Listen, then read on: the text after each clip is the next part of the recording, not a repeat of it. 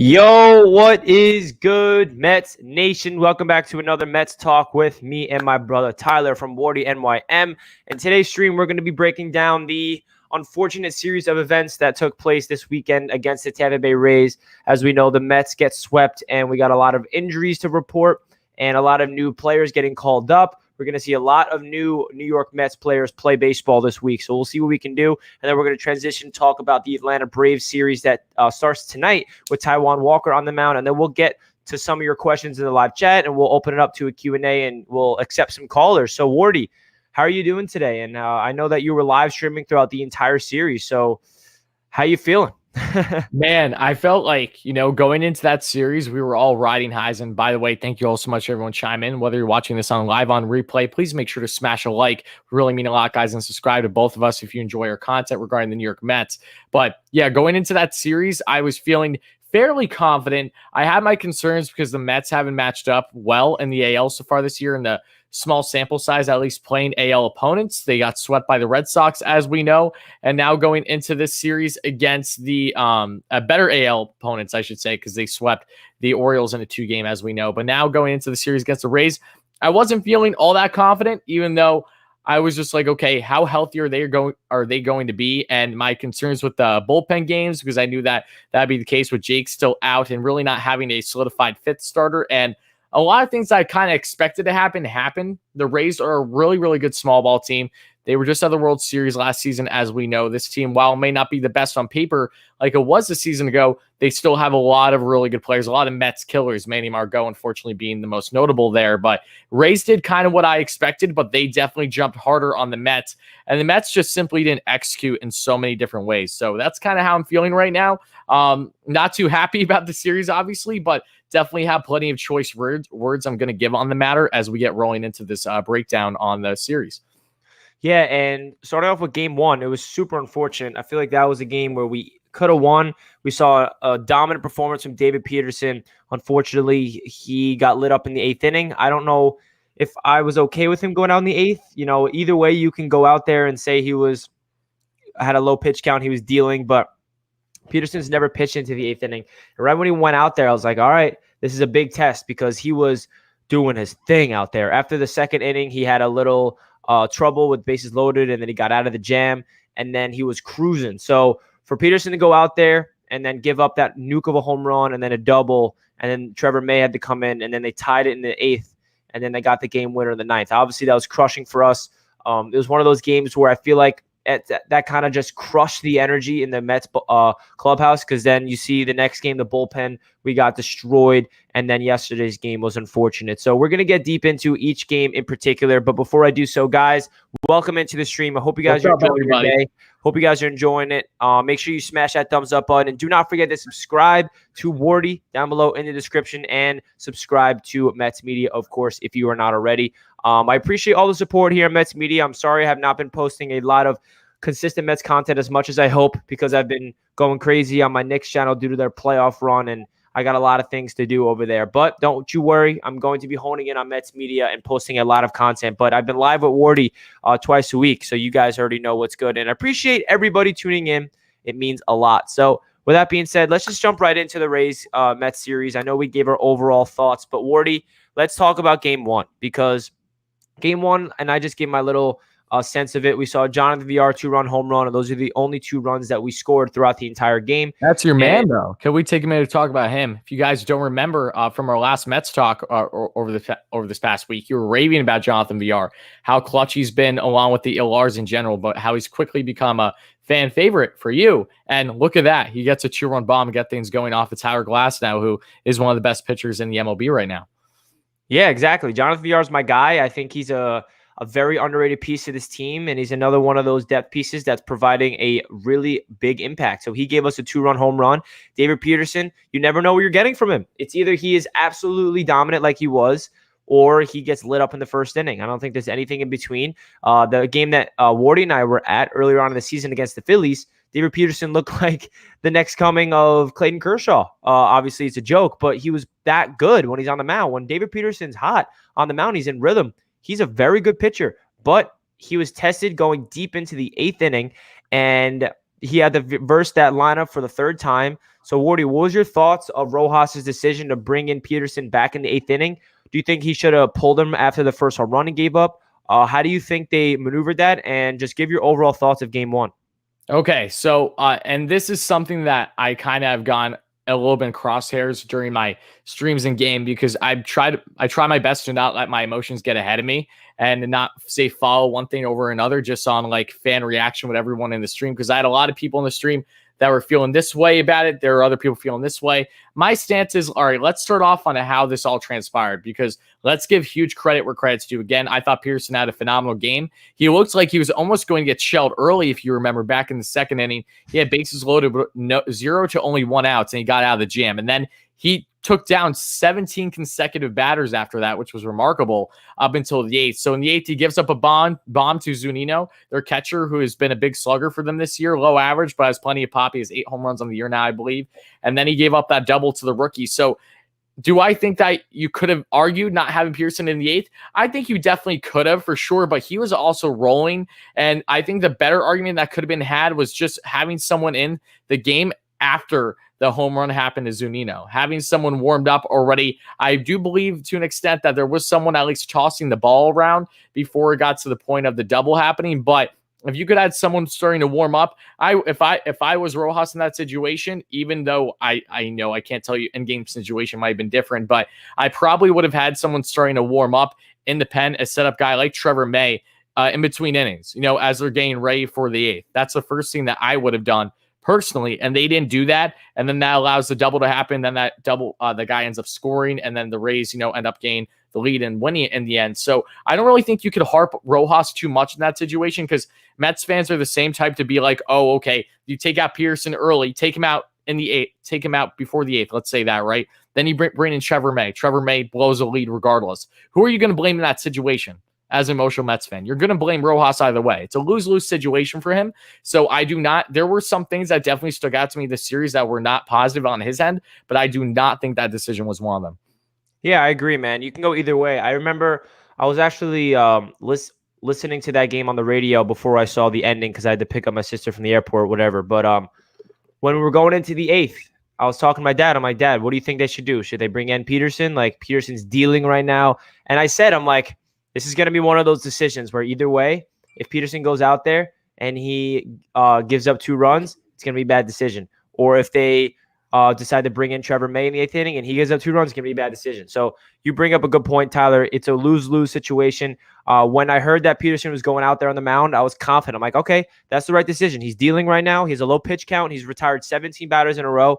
Let the young guy pitch 8 innings. And unfortunately, he got shelled in that 8th inning. But hey, I feel like that was the tone setter for the series. I feel like if we won that, we would have had a better chance to win game 2 and 3.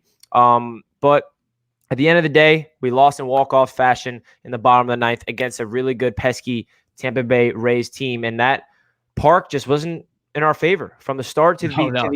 It was just like we got so many injuries to talk about at the end of this, which is so unfortunate. The bullpen got absolutely destroyed in game 2. Stroman got shelled in game 3. So why don't you give your thoughts of game 2? We got Drew Smith as a starter, spot starter, and then Lucchesi. He's continuing to struggle. So what was your overall thoughts of game 2, man? All right, so let's kind of break it down because I'm remembering during my stream. So Drew Smith comes in as an opener. I remember this is Drew Smith's second outing of the season. His first was when he was brought up and then got the closing role against the Orioles, which was the game I was at, the Harvey game. That was his first outing in the MLB this season, coming off injury from spring. So he comes in for opener, which is something he's never done in his career. He's used to be a Tampa Bay Ray as well within the organization, which was pretty cool how things come full circle. And McClanahan used to be a New York Met. He never signed with them, but the Mets drafted him in like 2014, the 26th round, I believe.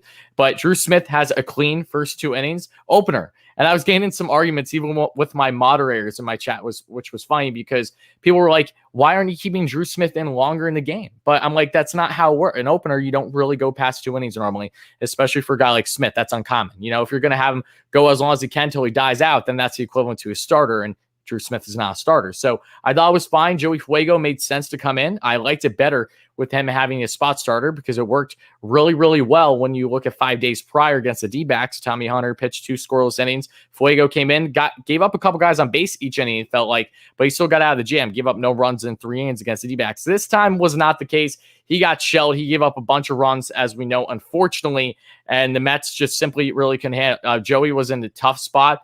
He's a guy that I've been saying this for a while. He needs a third pitch, especially if you're going to have him as an arguable a 5th starter at times. The guy has the curve and the fastball. He only goes 90 on his fastball, maybe 91, and with his curve, he's right around mid to high 70s. I'm like, these things are very predictable if you're having a guy sit on it. So I love him in the bullpen as a 1 or 2 inning guy if he gets a third pitch down. But he's really made an argument where if he is in fact pitching again within the next couple days for one of the bullpen games against the Braves, I think that's fairly a red flag. I do, given how lack of performance he's had, how inconsistent he's been. I know that he's a serviceable arm, but just because he can give you innings doesn't mean it's always good innings. So I think he has more things that he needs to figure out, and that was ultimately the downfall for the Mets in this game. They just, every single time they look like that they had something going. Jose Peraza, another clutch bat. The bench mob, Richie, has been phenomenal. Jose Peraza, 3-run home run in that game. He was fantastic. I was so pumped when that happened. But after the Mets had themselves I believe it was a 4-1 lead, they gave up a couple runs, and then that was really it. They couldn't do anything else after that. After having the early lead, they got shelled twice. They gave up, I believe, two-run home runs. Or pardon me, maybe that was the final game against the Rays. I'm getting myself confused now. Either way, the Mets just didn't have enough in game 2 to really try to bounce back. The bats were not being nearly clutch enough. I know that Lindor and Alonso, I believe, had a home run in that game, but it still just wasn't enough in the end. Yeah, it's unfortunate because I feel like if we had a starting pitcher out there, like a guy named Jacob deGrom, we would have won that game because we finally got some run support. We got a 3-run homer from Jose Peraza, and then we got a solo nuke to Pete Alonso, and then we got a solo shot of Francisco Lindor. So the one time that we're getting some home runs and some run support, we have to have a bullpen game that gets absolutely shelled to give up 12 runs in total. I felt like we had a chance when Lindor got that. When Lindor got that home run, it cut the lead to 1. And I'm like, all right, maybe we got a chance. And then then he gave it up right away. And then I'm like, okay, that's it for the game. But it was just one of those where going into it, how long is this bullpen excellence really going to last? Exactly. Obviously our bullpen has been spectacular as of late, and we can't expect that to be like that every single game. The baseball is a long season, and it's something where you cannot predict what's going to happen, especially in the bullpen. Even the best bullpens in the MLB, they have the days where they just get absolutely shelled out there, especially going up against an AL opponent, a team that we're not used to versing, even though we did get used to them last year since that's the only division we versed in the NL East and AL East. But still, it was unfortunate sequence of events. I feel like if we had a starting pitching out there, if Jacob deGrom was pitching, or if Walker was out there, I feel like that would have been a game we would have won just because the offense showed up and we got some run support. But at the end of the day, we had some fielding errors as well, and we did not get the job done. We just gave up 12 runs, and that's inexcusable. So moving on to game 3 with Marcus Stroman on the mound, We got no runs in this one. I'm pretty sure we had what, one run? 1 run. Yeah. 1 run, yeah. So we had minimal run support, and Marcus Stroman gives up, what was it, 5 earned runs?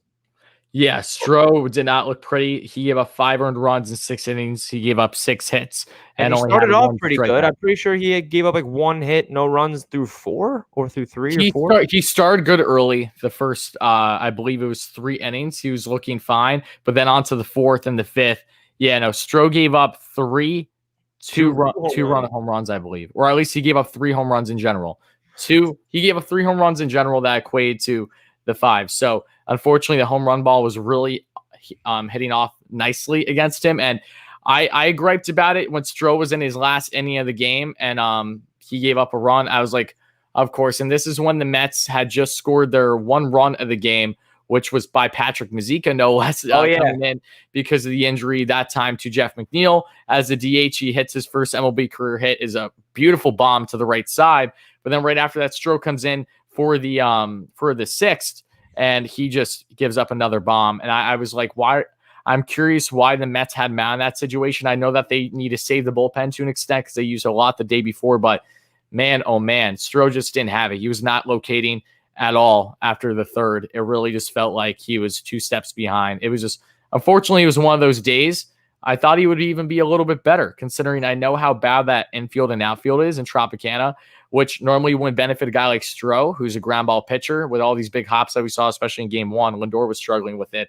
But he's also been in that arena plenty of times during his time with the Blue Jays. He knows what it's like being indoor plenty as well during his time as a Blue Jay. So it's just unfortunate turn of events. The Mets did not get the pitching, and that just was a recipe for disaster with the team that only had 2 hits on the day.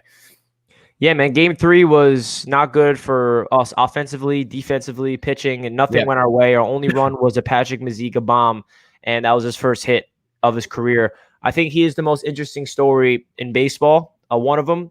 He's our saving grace. Yeah, yesterday on Baseball Tonight, the ESPN. I was watching basketball all day on ESPN, and then they had a pregame show with, I forgot their names, Jeff Passan and all them. And they were talking about what's going on around the league, and they brought up Patrick Mazeika and saying how, like, this is the first player in 100 years to have 2 walk-off RBI before he even has a major league hit. And then he hits his first home run. His first hit as a major league player is a home run. So it's a very unique player, and then they brought up a lot of all-time great baseball players that have like 4,000 at-bats and 0 walk-off RBI. So it's just really makes you realize, like, this is such a crazy situation with this guy, Patrick Mazeika, to have 2 walk-off fielder's choices without having a hit, and then his first hit is a solo shot. So maybe Patrick Mazeika could be a nice slugger, a nice depth piece off the bench for us. He's already providing an impact, so you never know. This is the deep.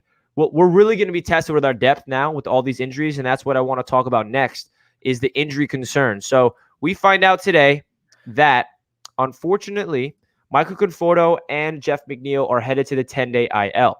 It's not official if they're headed to the 10-day IL. I saw on SNY. Oh, did SNY just post that? My bad. No, you're good. Right before we went live on Instagram, I saw it. I'll double check though, because SNY.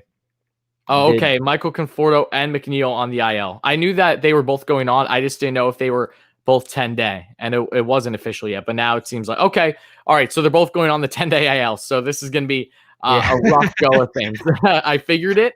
I'm just upset that that's actually what happened. But yeah, that's actually what happened. Very unfortunate. And we still have Brandon Nimmo coming back. Hopefully we can get JD Davis back tonight. We'll see. Jacob deGrom is still coming back. We got a lot of injuries, guys. So, Wardy, what's your thoughts on Conforto, McNeil going on the IL? Who's going to step up for them? And just give your overall thoughts on how we're going to battle these injuries, because this is early on in the season. It's better to be injured early than it is late. So hopefully we can get healthy by June, July. So give your overall thoughts, man. Yeah, well, I can tell you this.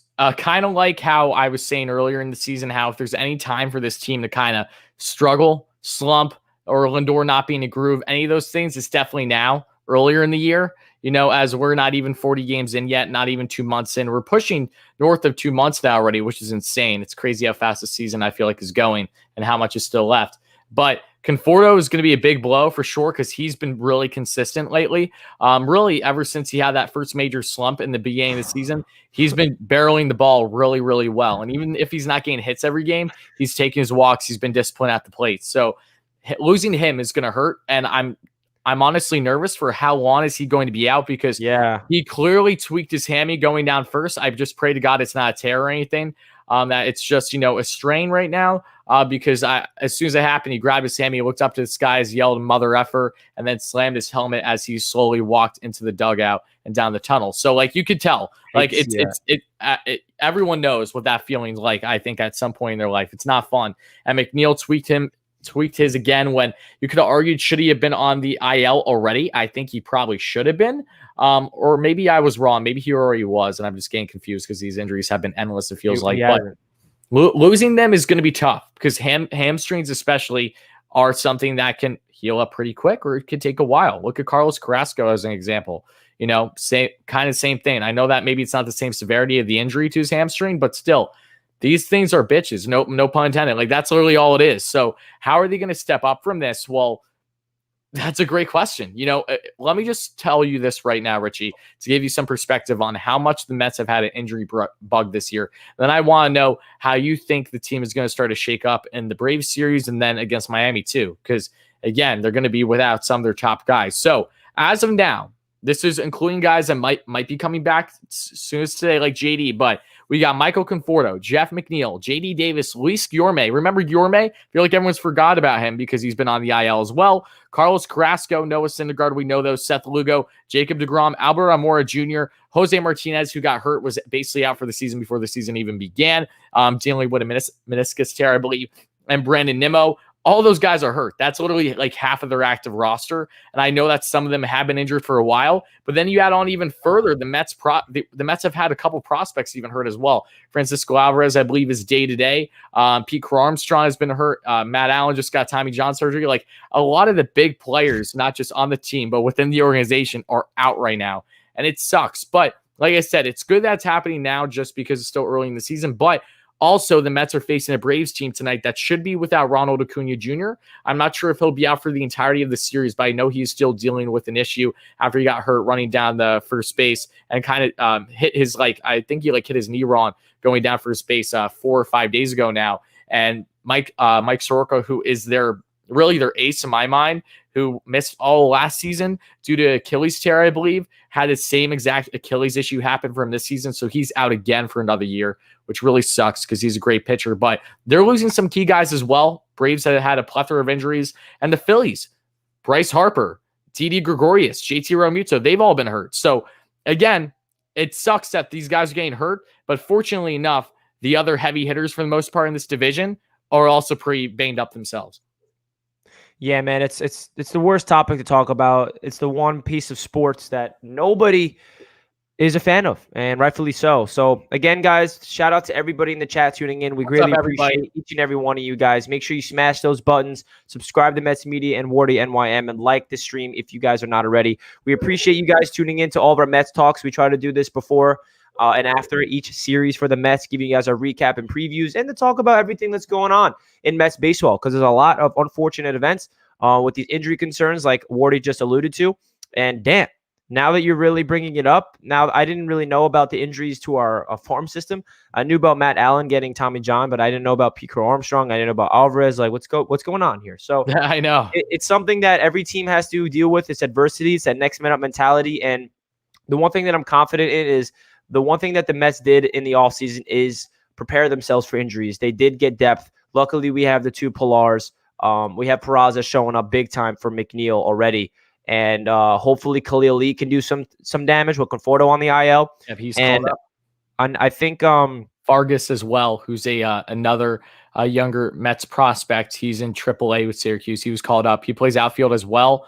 I'm not sure if he plays infield. I think he only plays outfield, but they're going to get interesting. Jake Hager's already with the team. He had his first MLB appearance at bats the past 2 games for the Mets, 28-year-old rookie. For the outfield, I believe he can play the infield as well, because I'm almost certain I saw him there at either second or short during the spring training, or maybe it was third, pardon me. But either way, I'm pretty sure he can play some parts of the infield if need be. So It's really going to be curious. So what do you think this lineup is going to look like, Richie? I know that we were talking about pre-stream, but they can go in a lot of different ways here. I'm really curious. I really am, because when you look at it on paper, we need the big guns to step up. And that's something that I want to expand on further after we talk about what we think the lineup's going to look like starting tonight.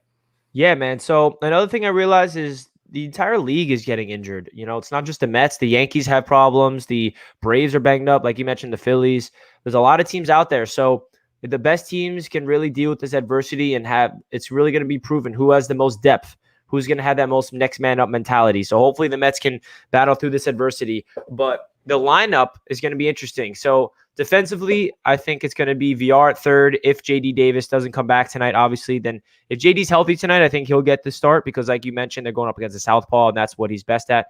Lindor at short, Peraza at second, Alonso at first, Dom Smith at left field, Pilar in center, and then if they bring up Khalil Lee, I guess he's the right fielder, or if maybe Khalil Lee's center and Pilar's right field, you never know, and then McCann or Nito. So, and then you want to go to the offensive lineup.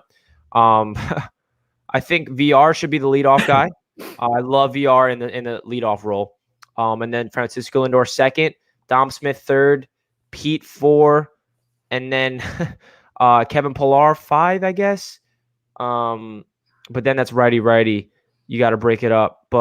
And then maybe McCann, Peraza, or even Peraza before McCann, because I like Peraza at the plate way more than McCann. Oh yeah, McCann's definitely going to be the 8th spot.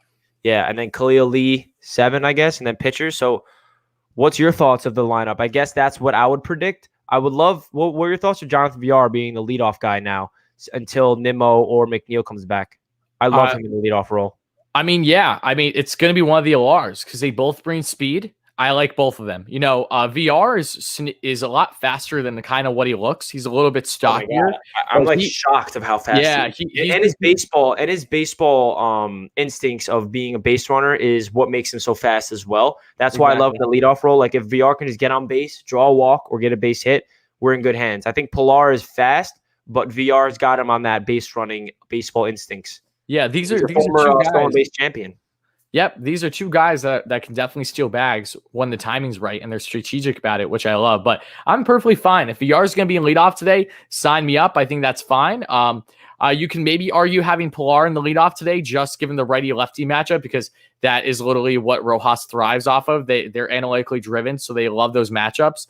I'm not sure what Pilar's numbers are off the top of my head against Max Fried, but you'd have to think they're probably decent in the maybe small sample size he's had against him so far in his career, if at all. But either way, VR is also a switch hitter, I'm certain. So either way, I'm fine with it. Speed on the base pass to start things off. And the biggest thing that I just want to talk about with you, Richie, is how are the big guys going to step up? Because we can go a while with some of the big guys not doing too well. Say Pete in a natural slump. Maybe he's kind of swinging away at things. He had a home run this past series, but that's literally it. I'm almost certain that's the only hit he had in the 3-game series for his homecoming in Tampa, against some favorable lefty matchups as well, where he had some pitches that he definitely could have took a ride for, but he didn't. Lindor did not have a good series. He literally had only that home run for the most part. Maybe he had one other hit, but that home run, I believe, is the only thing as well that's standing out to me. So we had Kevin Pillar, Jose Peraza, and Jonathan VR really helped the Mets in the Diamondback series, helped them prevail in the Orioles series, and to an extent in the Rays series. They were by far, in my mind, the biggest standouts. And you need your big names to step up now more than ever. So that's a big question. Are they going to? Like, I get it that guys are hurt. I get it that emotions are a little high right now, but you need them to. Like, this is a time where you need these guys to step up. This is where I want Francisco Lindor to have his best series of the season. Like, this is by far the most important to me, because the beauty about this Mets lineup, and that's what we were raving about going into the season and throughout the first month, was it's okay if, say, Lindor's in a massive slump if the rest of the team's able to back him up because of how deep they are. On paper, healthy, this team is phenomenal batting-wise for the most part. 1 through 9, 1 through 8, however you want to go about it. But with everyone hurt now, and you only have a couple actual starters in the lineup, JD Davis should hopefully be helpful. I really hope he starts tonight because that bat is definitely needed. We'll see how he does, though, coming off the 10-day IL. He's plus. It's been 2 weeks since he's played. So I don't know if he's going to be a little slow moving if he does, in fact, play today. But he's been hot all season up until his injuries. And then you got Lindor, you got Alonso, you got McCann, and that's literally it. Dom Smith. You have 5 guys out of your 9 batters today, including the pitcher, that are your normal starters. You need them to step up. It has to stop being just the Alars or the Perazzas. You know what I mean? This team needs to start gelling together. This team needs to start showing some life in times of adversity, like now. This is by far the most adversity they're facing this season. You could gripe about the schedule earlier in the year and all these different things with the amount of postponements, which are all good factors, don't get me wrong. But injuries, this is where you need to clutch up. I want to see this team to start play some small ball. That, in my mind, is their best chance of possibly winning the series. I agree, man. You bring up such a great point.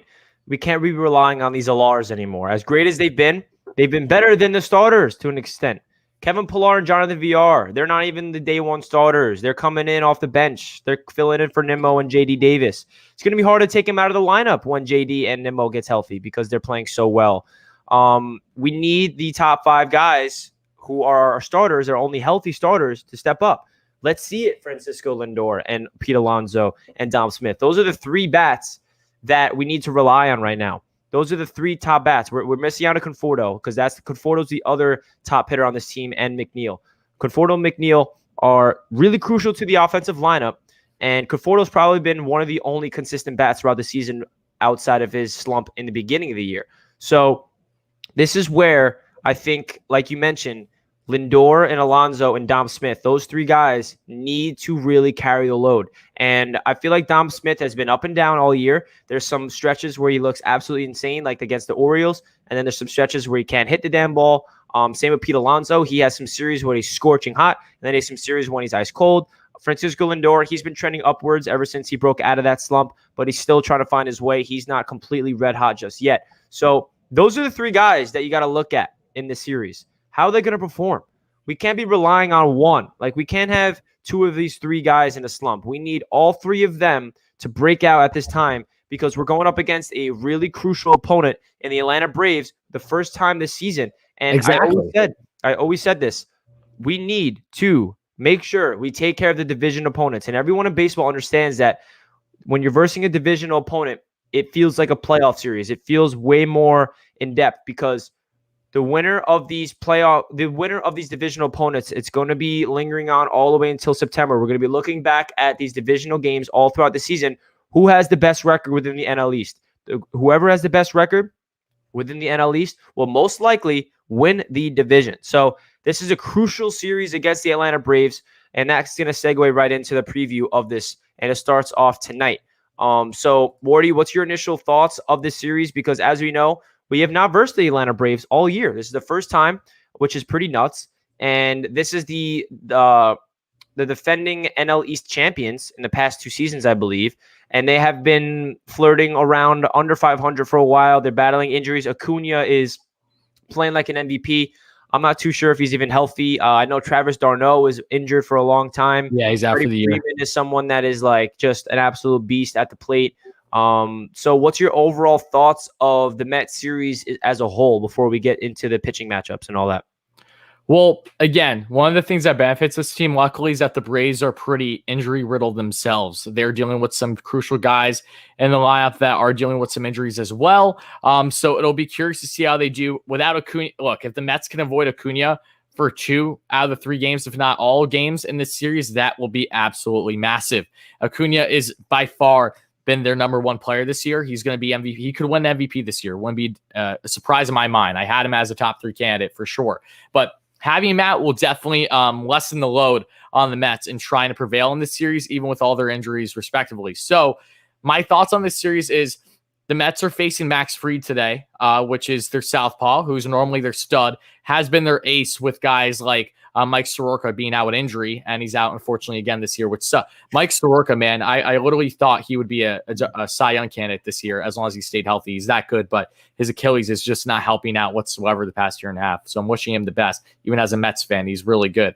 But Max Fried had a really rough start to the year. He has an over 6-year raise, 1-1 on the season, I believe, but He's only allowed 1 run in each of the 2 games he's pitched this month. So it looks like he's starting to get back on the roll, and I won't be surprised if his nasty off-speed stuff hurts the Mets quite a bit today. With Taijuan Walker on the mound, I like Walker's matchup today. Walker loves to really catch inside and be aggressive on the hitters.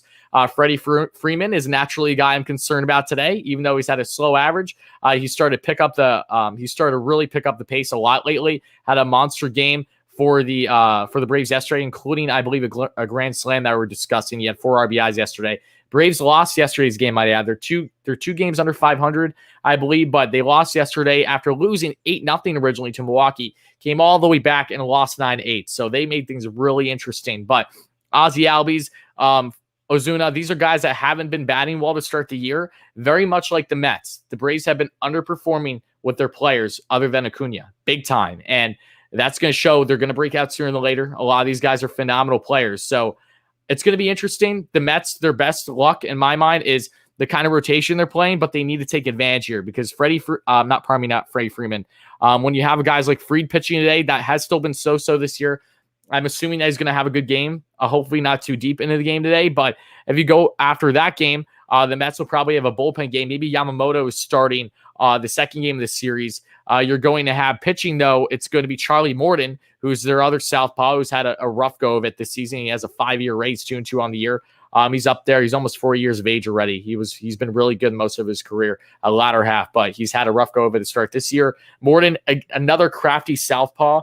So the Mets did not do good at all against southpaws this series against Tampa. So all you can hope for is that they try to get timely pitching. These guys have nasty stuff. Both of them have some nasty curveballs, changeups. They have good pitches as a southpaw. So hopefully the Mets can try to jump on it. I need Alonso to step up, Lindor in these situations for sure. And then the final game of the series is probably going to be David Pearson, our southpaw, matching up against Drew Smyly. Smyly's another guy that's a decent pitcher, but he has over a 5-year array on the season. So it's going to be interesting to see how he does. But in a nutshell, that's kind of my stance on the matter right now. And the Mets really could use not just jumping on all these guys when all of them have been struggling for the Braves rotation this year for the most part. They have not had a good rotation, but the bullpen. The Braves bullpen hasn't been much better either. They've had a lot of struggles. Yeah, man, I think tonight is a must-win game. And it's really hard to say must-win games in baseball, especially in the month of May. But we just are coming off a 7-game winning streak, and now we're on a 3-game losing streak. So we need to break that. We need to break that right now. We need to make sure that we get back in the win column and we start the series off hot, especially with Taijuan Walker on the mound because he's been our best pitcher outside of Jacob deGrom so far this season, especially after Stroman got shelled yesterday. I think Stroman and Walker have been kind of like the same all year, but tonight is a good opportunity for Walker to solidify himself as a consistent pitcher, and I think he's our best pitcher that we have throughout the series. Tomorrow we have a bullpen, which is going to be very interesting. And then Peterson most likely will be there Wednesday. And again, we do not know which Peterson we're going to get. Are we getting a Peterson that gets blown up in the first, second inning? Or are we getting a Peterson that can go all the way into the 7th inning? So we'll see. I think tonight is a must win. And Asia, I see you in the chat asking about all my channels. I appreciate it, but I have Knicks Media, Jets Media, and Mets Media. So those are my 3 channels for my sports teams, and then I have other channels as well. So I appreciate you tuning into all my channels. Oh, and I just like to correct something quick. Sam said in the chat, yeah, Charlie Morton isn't a southpaw. My apologies. I'm just thinking of him because of his off-speed stuff and with the Rays. I was thinking of Rich Hill for a second because Rich Hill is a really seasoned up there in age as well, southpaw, who's kind of the replacement now that Charlie Morton's gone in the rotation for the Rays. So my apologies. Charlie Morton is a righty, correct. And it was 10-9. The Braves still lost, though, after originally losing 8-0, which is insane. But, yeah, man, the Mets really need to try to – if the Mets can salvage this series, just win 2 out of 3.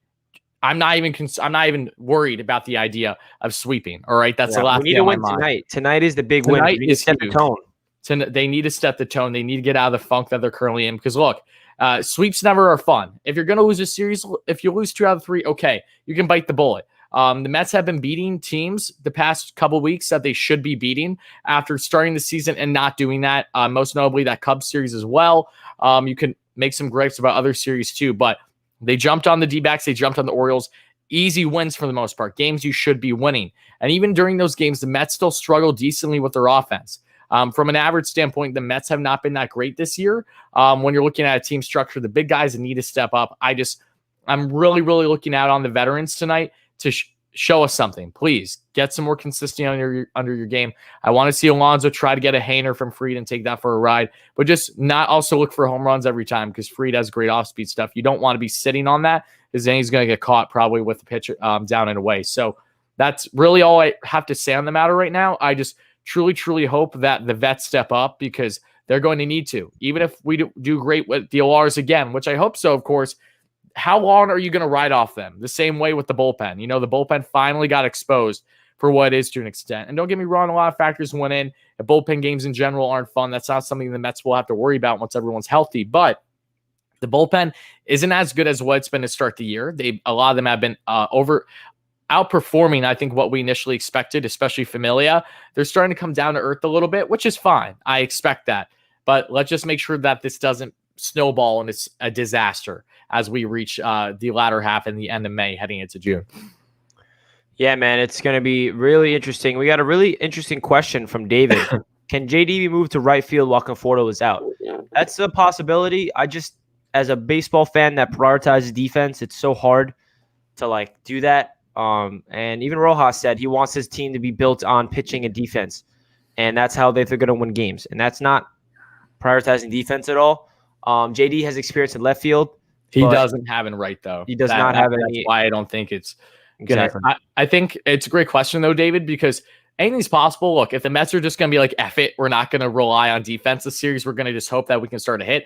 Fine. If you can out hit them, by all means, perfectly fine with me. But you have to do it first of all. You need to prove to me that you can do it. And JD just came off of an IL stint. I don't think it's the best idea to just throw him out there in an off position, something he's never even been playing in major league level. But Jonathan VR is a guy that we could think of when it comes to outfield. Again, he's not an outfielder. He's not going to be starry as speed. That's it. But VR, if you want to have a lot of bats in there and you didn't want to have, say, Khalil Lee or Jake Hager in this lineup, you could put, not Pilar, VR in the outfield and then have Pilar in one of the corners, probably in right field as long as he can handle it, and have VR in center, because he's done that a couple of times in his career. Versatility, again, you're not getting much defense with him. You're getting speed, and hopefully that he can handle himself there, or maybe in the corner if he can too. But there is flexibility there. If you do it in that situation, then you're looking at having JD on third. Then you're going to have at second base Jose Peraza, Lindor at short, Pete on first, a Dom in left, one of Pilar and VR in center, and then the other in right. So if you want to go all in on the hitters, that is the most plausible way about going about things. But it's not prioritizing defense, though. That's certain.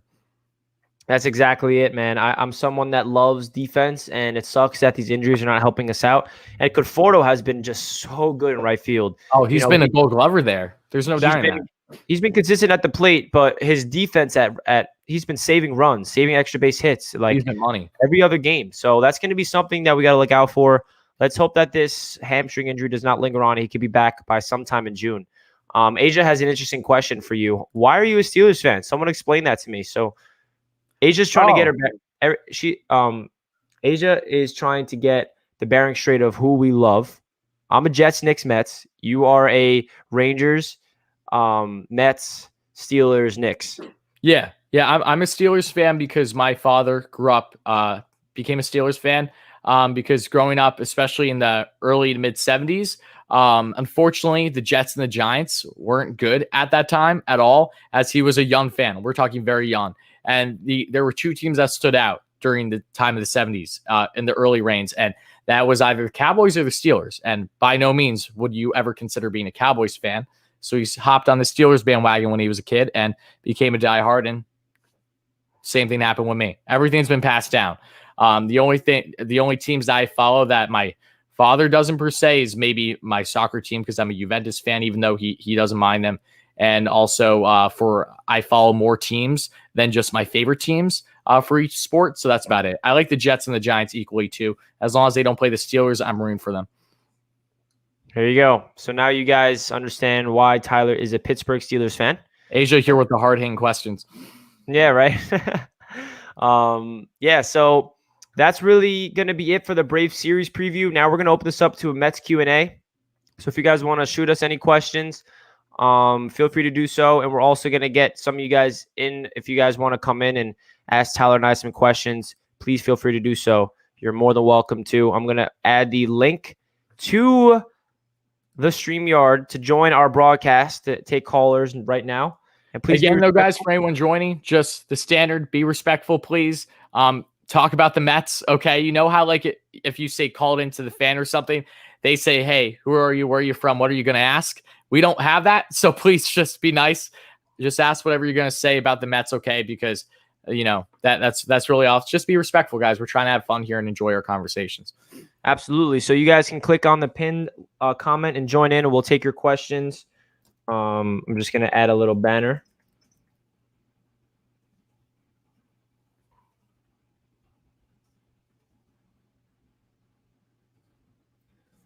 So join the show, link pinned in the chat. So if anybody wants to join in, ask us any of your questions.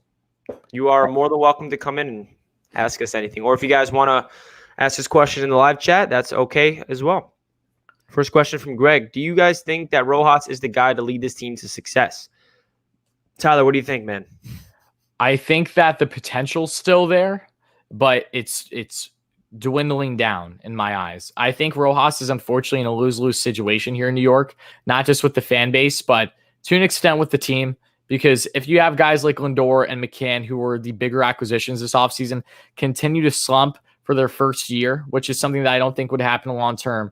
But if they do, kind of like a Chili Davis effect, I think the Chili Davis and Tom Slater firings were kind of, a warning shot to an extent on Rojas that his leash is not long. Anyone can go as soon as we have the right guy in place. And for the Mets not committing to Rojas, they did not extend him, by the way, because Rojas is due for an extension at the end of the year. The Mets did not give that to him. And it's pretty, Zach Scott said in his presser, if anything has to do with Rojas, he says, he said, and I quote, "We want this to work." Normally, when you make a comment like that, when you go the lengths of saying, "We want this to work," there's a but after it. There's, we want this to work, but it kind of isn't right now, not fully. So I think if Rojas continues with this team to make some fairly so-so decisions, I don't think he's costed the Mets every game. I think he's been great for a good part of the season with the bullpen management, but he's also been poor in times too. And you have to give credit where credit's due, and you have to give critique where critique is due. And I do think that he gets way too much on him that he deserves. I'm not a guy that just absolutely goes on Rojas every single second, downing him. I'm not that kind of person. I think he deserves a chance, given the ability of Zach Scott and Sandy Arson to really gel him into what they want. But I don't think Rojas will be here long term, though. I can say that much. I think that there's, at this point in time, with everything considered, I think that it's stretching it to an extent to say that Rojas will be the manager of this team next season. I agree. If I had to guess, I think Rojas is gone next year, even if we play well, say we finish above 500 and make the playoffs. I just don't look at Rojas as a manager that's going to be able to win a World Series, and that's the goal. I just feel like he lacks a lot of inexperiences. He doesn't have the leadership quality that I would like, but I would rather him prove me wrong. Every time I look at Rojas, I'm just not confident, and that's something that's unfortunate. And shout out to my guy Jack. What's good, bro? This is What's my up, guy Jack? that's featured on all my channels, Jets Media, who's on my Knicks Media stream yesterday. Yo, Jack, join in on the stream. Talk Mets baseball. It's linked on the top of the chat. I know you have a lot to talk about with the Mets, so you're more than welcome to join in and talk about the Mets, Jack. But we're going to get to our first caller. Christopher is going to join the show. What's up, Christopher? Can you hear me? Yeah, I can hear you. Hi, Chris. What's up, buddy? What's up? I'm really disappointed with that series. I knew we was gonna lose the first two games because of our pitcher, but I didn't know how we were gonna lose it. I thought Peterson was gonna be bad, but he was great until the 8th inning. And then the other game, the bullpen game, we had a 4-1 lead, and then the bullpen choked it once again. And then the third game was one of the worst games of the year. Probably the second worst game. I think the worst game when we got blown out by the Cubs, like 14-4 or 16-4 or something. Yeah, that was rough. Yeah. So heading into the Brave series, we need JD Davis to start this game because I don't feel good coming into the series, and obviously when we just lost 3 straight, I do not. I don't feel good coming into the series. I don't feel comfortable, especially with Ronald Acuna Jr. coming back. Maybe in like game 2 or game 3. So yeah, I don't feel comfortable going in the Brave series. Yeah, Yeah. Christopher, I agree, man. It was a rough series. As we know, yesterday's game was probably one of the worst that we've witnessed this season, besides that Cubs one. And you bring up a great point about tonight's game. We got to take advantage of Acuna not there, and tonight's a must win. And I have a lot of concerns. Do you agree with his take, Wardy? Yeah, I do. I mean, look, I'll be streaming tonight's game. I'm going to get that stream set up shortly following this one. I'd be lying if I said I was overly confident. I'm always optimistic with my Mets, but yeah, they're kind of on their last leg right now. So they really, really desperately need their top guys of the decent amount they still have in the lap to step up, and hopefully the bench mob can continue their success. But there's good reason to be nervous going into this Braves series that it's not nearly as positive as what it would have been if the injuries that happened to McNeil and Conforto yesterday didn't happen. I agree, man. Christopher, anything you'd like to say before we let you go, man? Yes. One more thing is is there any status on Conforto's injury yet? Like do we know if he's coming? I just saw a report that it was a hamstring strain, him and McNeil. So that's a good sign. I don't know if that's confirmed, but I got a Bleach Report update saying that both McNeil and Conforto were on the IL due to hamstring strain. So we know that he's getting an MRI, and I guess he got it already. And that's a good sign that's not a tear, because if it's a tear, we know what happens. So, Christopher, we appreciate you joining in, buddy. Always appreciate the support. And let's go Mets. Thank you. Have a great day, Chris. All right, see ya. See you, man. And our next caller is Joseph. What's going on, Joseph? Can you hear me, buddy? Hey, guys. How are you? I'm good. How are you? Well, man. Hey, just have to say that, I love the channel and everything, but, let's go Mets here. We're riding the ship here. We had a pretty, I would say, rough series with the Rays. I'm hoping that, we can bounce back in the Braves series and kind of ride the ship. I just have to say that, Rojas, it's not all on him. We do have some major injuries in the lineup right now. So I'm just hoping that the bullpen can start to kind of wake up. Lucchesi really didn't pitch well on Saturday. And, I'm just looking for a better series with the Braves. I want to ask you guys, what do you think the key is to winning the series in Atlanta? It's a great question, Joseph. I wish I knew the keys, just because all the keys that I think we need to do, we're not executing right now. If I had to say the key to success tonight is jumping all over and giving Taijuan Walker run support, because he's been our most consistent pitcher in the rotation outside of Jacob deGrom. So if we can give him run support, and if our top guys in the offense, such as Pete Alonso, Lindor, and Dom Smith, can step up, that's the key to success, especially tonight and throughout the series. What do you think, Tyler? Yeah, I agree. I mean, it's funny. It's like, there's games where you're like, okay, let's just get all offense going. Don't care about defense. That's to an extent how I feel about this series. I just want this team to play small ball more than anything, because they got outworked tremendously in the Rays series for various reasons. Don't get me wrong. It wasn't just one singular thing, but small ball's been an issue with this team earlier in the year. They started to show it in the D-back series against the Orioles, but I just want to see consistency out of them, and I want the vets to step up more than anything. We can't have Alonso and Lindor having the kind of series that they had against the Rays, hitting home runs that unfortunately ended up being meaningless one way or another. We need to get the guys on base more, and overall, I want small ball, and I want to get consistency with our veterans in the lap. If there's any time for them to step up, it is now more than ever than any other series. That's how strong I feel about the matter. And even if the pitching doesn't look too hot, I'm not nearly as concerned about it this series, because the Braves pitching has been all that much better. It's been some of the worst in baseball to start the year, and we're facing the back half of the rotation for the most part in this series, other than Fried. So, and the bullpen hasn't been strong either. So work them early, try to get the bullpen as well. Just let's get some consistency. Let's see the big guys start to step up. That's what I want for this team to have success. Yeah, I mean, do you guys think runs?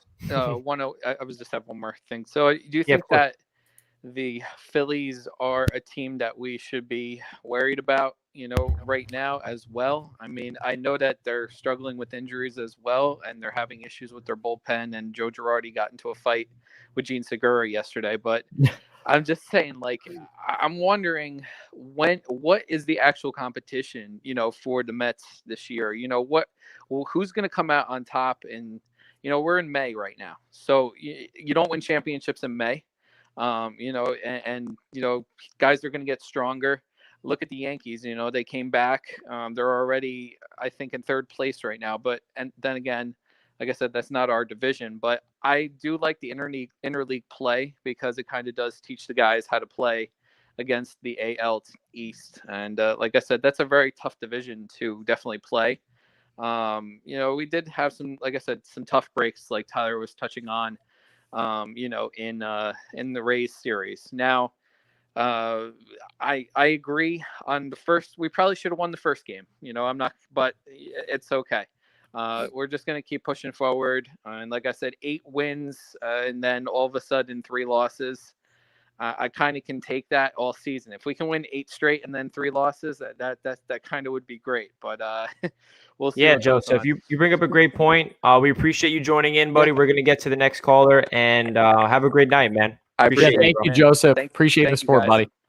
So Joseph asks, what could we expect from this division? And that's a good question because this division has been inconsistent all year. It's probably one of the weakest divisions in baseball, surprisingly enough. Going into the year, I didn't expect it to be this way. The Braves have been underperforming due to injuries. The Phillies have been, flirting around 500, but they're getting on track. And then the Mets, we know what's going on. So I think this division is going to be up in the air, up for grabs for all throughout August. I think that even whoever's in third place, they can jump into first place very quickly. It all determines on who gets hot and when. So it's going to be really interesting to see who ends up winning the NL East because they are not living up to expectations when this division. I thought it was going to be the Mets, Braves, and Phillies, and even the Nationals. The top 4 are going to be over 500 and battling, but that's the opposite. And no one's been really over 500 consistently throughout this season so far. The Mets have been, they were 18-13 at a point, but now we're 18-16, unfortunately. So we'll see. We're going to get into the next. You want to say something before we take the next call? I just wanted to say, too, because he basically asked, like, what are the biggest teams to worry about? Like, are the Phillies major concern? And my answer is it's always tough matchups against the Phillies, but they aren't my main concern. I think Phillies make for entertaining baseball for sure. But if you're saying that the Phillies are a major concern to win the division, no, I'm not. Even when that team is on all cylinders, they still have major flaws in their bullpen depth, especially, and with the back half of the rotation. And they're pretty front heavy when it comes to their hitters. So my main guys I'm concerned about is healthy Braves. Healthy Braves is still a damn good team. Acuna MVP candidate can always make things happen. The Nationals, you could argue as well, I would have possibly above the Braves because above the Phillies, pardon me, because of how well of a hitter Juan Soto is, arguably the best in baseball. But I'm going to go with a wild card and say that the biggest task for the Mets this season, with all injuries barring and stuff, is not just the Braves, but the Miami Marlins.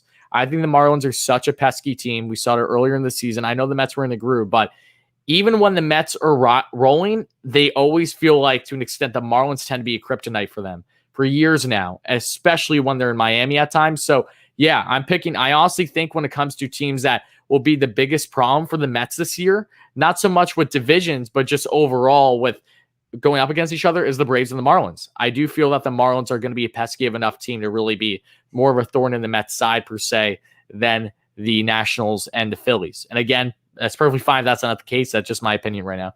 Yeah, man, there's a lot of opponents that we should be worried about, but at the same time, I'm confident in some of the other ones. So we're going to take one more caller before we end the stream today. We appreciate all you guys tuning in. Thank you, guys.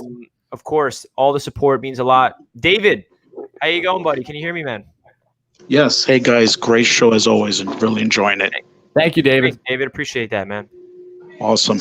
Yeah, just a couple of questions. Do you think that Rojas should be a manager that's more, like more fiery, like more, like we've had previous managers that, Yes. that they showed fire. They show like, I'm going to stick up for my guys. When I see a bad call, I'm going to let the umpire know about it.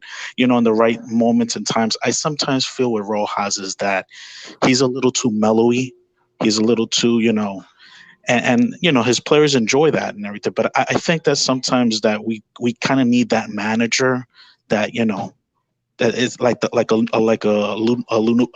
Piniella, type of guy that, that shows fire at times. That's one point. I couldn't agree more. Yeah. I tend to agree with you too. I think a fiery aspect is definitely needed. We saw that once with Rojas this season, where I think it was massive, like where we saw it more than any other game by far. He's had like 2 altercations, but there was one when he got thrown out in the Cubs game along with Walker. I love that. I was like, finally. I know that game didn't end well for the Mets, but it was nice to see, especially in crucial decision makings. And I don't think being fiery is going to necessarily add on to your success per se, but it can resonate well with the clubhouse and kind of have a better push on things than just kind of not necessarily being relaxed, but just being stand pat, comfortable with what's happening, being a little too professional. I think it's fair to go over those boundaries when the moments are right. Not consistently. You don't need a Joe Girardi, kicking dirt on home plate every single game, but you need to kind of find that balance. And I do think that Rojas has been lacking some of those qualities. Yeah, and that's something I always really did not like about Rojas, is he didn't really feel like, to me, that he's not even fiery about like arguing calls. That's not really what I care about. It's more of, can he instill fire and desire within his own players? Can he instill confidence? And that's something I don't really see in Rojas. That's something that I look at him, and I'm not like saying, there's a lot of things when you're a manager in baseball, not just the in-game decisions, not just, the bullpen manager, but it's, can you have a personal relationship with all your guys and have that ability to just get the best out of them? And I don't know if Rojas has that in him. So that's something that I always look at. And I'm just going to compare this to football real quick. Like Adam Gase with the New York Jets is exactly the epitome of a head coach that I hate, because he showed zero emotion, had zero of any fire within him. And then the Jets just hired a guy that's polar opposite, Robert Saleh, who is explosively energetic and has a lot of fire. So I think that has a lot to do with coaching in any sport. It's not going to be determination to your success, obviously, but it's a big factor on getting your players to want to play for you and want to win for you. And that's a big aspect of coaching. And I hope that Rojas can really prove that, because I don't want the root for him to fail. I want him to play well, because he is the active manager for the New York Mets. Exactly. I completely agree. It's not going to be a determining factor of the success of a manager, but it's definitely those little things that really do matter between winning and losing. And you pointed out a perfect example of Adam Gase. Adam Gase was the complete polar opposite, compared to a coach that, that they have now. That's going to be, he's going to show that, he's here for the team. Just one other question, guys. The Lucchesi situation. Now, it wasn't I was not feeling too comfortable when they asked Rojas, is Lucchesi going to go out and pitch again for the Mets? And he said yes. My question is, we have a kid named Jordan Yamamoto in the minors, in the alternate site. Why won't they try to look for other options like Yamamoto or the other kid that I forget his name? Until we get our guys back. Yeah, David, that's a great point, David. And thank you, guys. I'll leave it here. Have a great day. Oh, right, thank you, David. Yeah, I want to answer that first, if you don't mind, because I saw a report yesterday that the Mets were weighing their options possibly between Jordan Yamamoto and Thomas, Scapucci, however you pronounce his name. He's in AAA for the Mets, as possibly starting in this series. So to answer that question, there you go. I think that there is a solid chance that we see Yamamoto, especially for tomorrow's game, because that would have been, I believe, DeGrom's start that he'll be missing. And then it'll be Peterson on the final game of the series, more than likely, if I did my math correct. So, yeah, I do think that we will see Yamamoto possibly in that second game. And I think that there's a good reason to justify doing so. And I would like to just add one more thing, Richie, before we get out of here. This is according to Justin Toscano, and shout out to Travis Napoli, who's a great subscriber on the channel. If he's watching this, he tagged me in this. I'm glad he did. He said, according to Justin Toscano for the New York Mets, I'm told the Mets are exploring all options in terms of whether they'll get help from the inside or outside the organization during this rough time with many players on the injured list. I wouldn't rule out anything as the Mets look to remain afloat and push forward. And this is what I kind of assumed as well, but not to be drastic and say, oh, the Mets are definitely getting Chris Bryant right now or something. But the Mets are weighing their options, and I think that it's smart for them. We'll see what they do maybe in free agency, if they toy with an idea of maybe looking at a guy like, I don't know, a Yasiel Puig in the outfield, or something along those lines in the infield among their free agent options still available. We missed out on Pujols. Yeah, I know. Their infield options, if they go down a trade route for just a guy, another bench piece that is better than what they currently have, the Mets are weighing their options. And I won't be surprised if we see something within this next week, especially depending on how this Braves series starts out, because they don't want to get in a major hole, especially because of injuries. So do I think that they'll be rash and go all in on a Bryant, on a Chapman? No, I do not think that they will do that at all, because they'll have to way overpay, especially given how both those guys have been doing respectfully. And just the desperation factor is never a good look for a team. But it is telling that the Mets will be willing to address all facets of the lineup. They're not going to sit back all season and say everyone's on the 60-day IL. They're not just going to allow that to happen and not upgrade things. Yeah, man. Look out for a lot of moves from the New York Mets in the next couple of weeks due to all these injuries. And guys, we're going to wrap up the stream now. We appreciate each and every one of you guys tuning in. Make sure you smash those buttons, like the stream if you did not already, subscribe to Wardy and myself. I'm going to be live on my Knicks channel in an hour talking about the Knicks clinching the playoffs and clinching the 4th seed with fellow YouTuber CK2K, who's the co-host on Knicks Fan TV. So any Knicks fans that's in the chat, make sure you go tune in to Knicks Media live stream. That will be starting at 3 o'clock. And I'll also be live later tonight on my Jets Media channel at 7 to take any of your questions about the Jets draft and anything to do with related to the New York Jets. So we really do appreciate each and every one of you guys. Ryan, AB, Asia, we see you guys in the chat. You guys are awesome. And Wardy, would you like to say anything what you're doing? Because I know you're streaming tonight. Yeah, no, that's it. If you guys want to check it out, I'll be streaming tonight for the Braves game. I'll be starting around 6:40 p.m. Eastern time. I'm sure I'll see all you guys there. Other than that, I'm just excited for the week ahead. You can expect more streams on the channel, but also going into the latter half of the week and next week, I'm probably going to be pumping the brakes a little bit on streams, getting more individual videos out. I have a lot of great video ideas, so I'm excited to have them out. So I hope you guys are too. I'm going to get back more into a flow with balancing videos and streams on the channel. And Richie, as always, thanks so much for hosting this. I appreciate that. Guys, make sure to subscribe to Richie at Mets Media. Help him get to 1,000 subs, whether you're watching this live or on replay, whatever it is. Make sure you smash that like and subscribe button. As always, guys, it really means a ton as we're growing something special here in our Mets community on YouTube. So that's all I have. Thank you, Richie. It's been a pleasure. Yeah, I do appreciate that. Help me get the 1K subs, guys. We're 21 away. Help me out. Smash those buttons, baby. I appreciate you all. Let's go Mets. Let's go Mets. God believe.